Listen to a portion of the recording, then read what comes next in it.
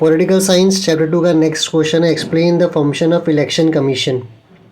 तो election commission के क्या क्या काम होते हैं वो हमें एक्सप्लेन करना है।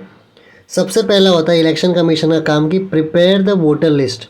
तो इलेक्शन कमीशन सबसे पहला काम क्या करता है, वोटर लिस्ट प्रिपेयर करता है। वोटर लिस्ट प्रिपेयर करने का मतलब क्या होता है कि जैसे कई सारे हर साल कई ऐसे बच्चे होते होंगे जो 18+ होते हैं, तो जैसे ही वो 18+ हो जाते हैं उनका नाम वोटर लिस्ट में ऐड करना होता है। या कई लोग होते हैं जिनकी डेथ हो जाती है, तो ऐसे लोग का नाम लिस्ट से हटाना है। तो ये सारा काम वोटर लिस्ट रेडी करने का काम कौन करता है, इलेक्शन कमीशन। तो ये हो गया इलेक्शन कमीशन का पहला काम। दूसरा काम क्या है, decide election time table and decide the entire process of holding election. तो इलेक्शन कैसे होगा ये पूरा प्रोसेस, और इलेक्शन कब होगा, कैसे और कब होगा, ये पूरा कौन डिसाइड करता है, इलेक्शन कमीशन। तो पहला काम क्या है, वोटर लिस्ट बनाना। दूसरा टाइम टेबल डिसाइड करना कि कब इलेक्शन होगा और किस तरीके से होगा पूरा इलेक्शन, ये भी कौन डिसाइड करता है, इलेक्शन कमीशन। तीसरा है scrutinise the application of the candidate. इसका मतलब क्या होता है कि जितने भी कैंडिडेट्स इलेक्शन के लिए खड़े हुए हैं, जितने भी लोग इलेक्शन लड़ने के लिए खड़े हुए हैं, उनके एप्लीकेशंस को स्क्रूटनाइज करना, मतलब चेक करना।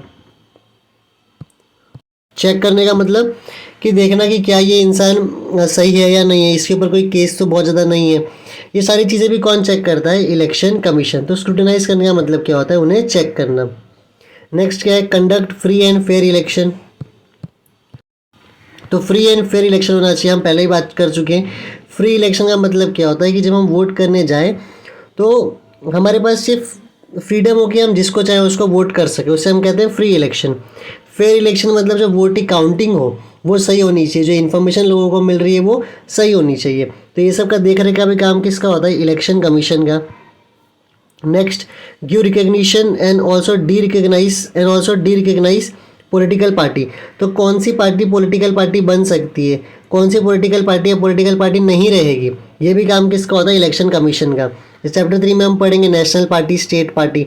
तो कौन सी पार्टी एक नेशनल पार्टी बन सकती है, कौन सी पार्टी एक स्टेट पार्टी बन सकती है, कौन सी पार्टी एक पॉलिटिकल पार्टी है या नहीं है, उसको रिकग्नाइज करना, मानना कि हाँ भाई ये है या नहीं है, ये भी काम किसका होता है, इलेक्शन कमीशन का। और आखिरी क्या है, कोई भी अगर डिस्प्यूट आ गया इलेक्शन को लेके, कोई भी मान लो एक कंप्लेन आ गया कि भाई इलेक्शन में ये चीज़ गलत हुई थी, तो उसको भी सॉल्व करने का काम किसका होता है, इलेक्शन कमीशन का। टोटल 6 पॉइंट है। पहला क्या है, वोटर का लिस्ट बनाना, जो लोग वोट करने वाले उनका लिस्ट बनाना। फिर टाइम टेबल बनाना कि कब कब इलेक्शन होगा, कैसे होगा। उसके बाद में जो इलेक्शन के लिए खड़े हुए हैं उनको चेक करना। उसके बाद में ध्यान देना कि फ्री एंड फेयर इलेक्शन हो। उसके बाद में कोई पार्टी को रिकग्नाइज करना, मानना कि भाई पार्टी है या नहीं है। और आखिरी में अगर कोई डिस्प्यूट हो गया तो उसे सॉल्व करना। याद कैसे करोगे, बहुत सिंपल तरीका होता है। इलेक्शन में होता क्या है, सबसे पहले वोटर्स होते हैं, तो ये जो वोटर लिस्ट है पहले ये बनाने का काम होगा, तो ये वोटर लिस्ट। इसके बाद क्या होगा, इलेक्शन होगा। इलेक्शन फ्री एंड फेयर होना चाहिए, ये भी कौन देखता है, इलेक्शन कमीशन। इलेक्शन देखो पहले वोटर लिस्ट, उसके बाद में इलेक्शन के पहले क्या होगा कि जो टाइम टेबल डिसाइड करना कब इलेक्शन होगा। उसके बाद में जो इलेक्शन में खड़ा हुआ है उसको स्क्रूटनाइज करना, समझ रहे हो। पहले वोटर लिस्ट, कौन कौन वोट करेगा वो तैयार कर दिया इलेक्शन कमीशन ने। उसके बाद में कब इलेक्शन होगा उसका टाइम टेबल बना दिया। उसके बाद में जो लोग खड़े हुए हैं उनको चेक करना, स्क्रूटनाइज करना। 3 काम हो गया। चौथा काम क्या है कि देखना कि इलेक्शन सही से हो रहा है ना, फ्री एंड फेयर हो रहा है कि नहीं हो रहा है।